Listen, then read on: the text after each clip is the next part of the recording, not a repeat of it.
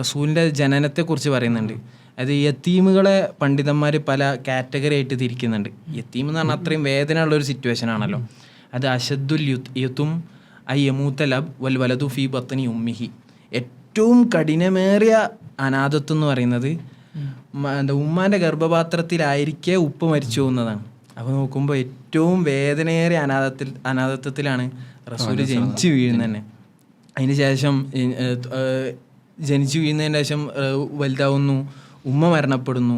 അങ്ങനെ ഓരോ പോയിന്റിലും നമ്മൾ ആലോചിച്ച് നോക്കുക, നമുക്കൊക്കെ ജീവിതത്തിൽ വളർന്നു വലുതാവുന്നത് അതിനൊക്കെ ശേഷം നമുക്ക് എപ്പോഴും ഒരു മെൻറ്റർ ഉണ്ടാവും.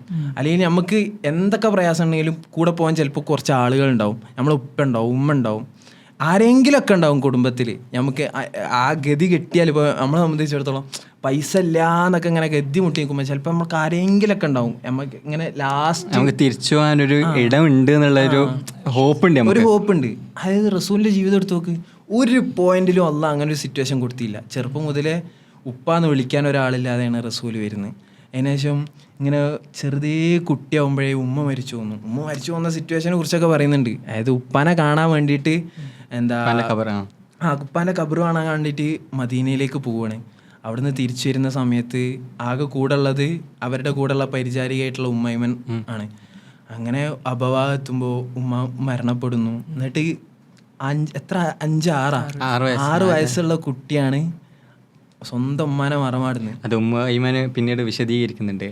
എന്ന് വെച്ചാൽ പ്രവാചകൻ സല്ലല്ലാഹു അലൈഹി വസല്ലമയും ഉമ്മൈമനാണ് മറമാടുന്നത്, എന്താണ് കുഴിക്കുന്നത്, ഖബർ കുഴിക്കുന്നത്.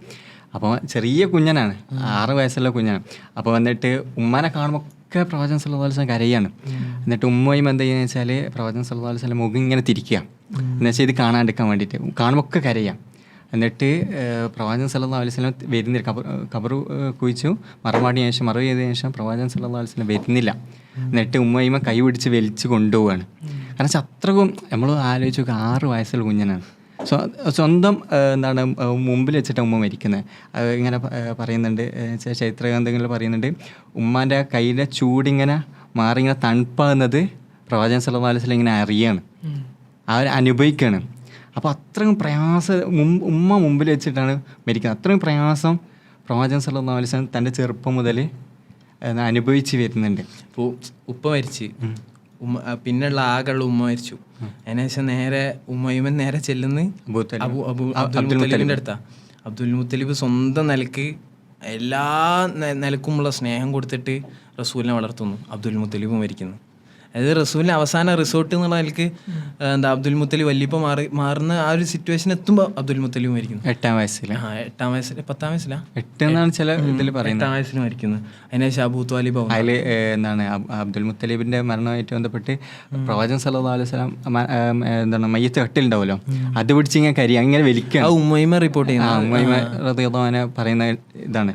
എന്നുവെച്ചാൽ ആ കട്ടിൽ പിടിച്ച് ഇങ്ങനെ വലിക്കുകയാണ്. ഇതൊക്കെ എത്ര വയസ്സിലാണ്? നമ്മളൊക്കെ ആ വയസ്സിൽ എന്താ കാട്ടിയെന്ന് ആലോചിച്ച് നോക്കുക. 8-ാം വയസ്സിൽ 10-ാം വയസ്സിൽ ഈ കഥയൊക്കെ ഇങ്ങനെ കേൾക്കുമ്പോഴേ മറ്റേ ഈ പാട്ട് ഓമന മുഹമ്മദ് എന്നുള്ള പാട്ടില്ലേ, അതിൽ നിങ്ങൾ പറയുന്ന സാധനങ്ങൾ ഇങ്ങനെ ഭയങ്കര ഡെപ്പിക്ഷൻ, ഇങ്ങനെ ഓരോ വരികളും ഇതിങ്ങനെ പറയുന്ന 6 വയസ്സായ കാലത്താറ്റൽ നബിയുള്ള ഇതിനെന്താ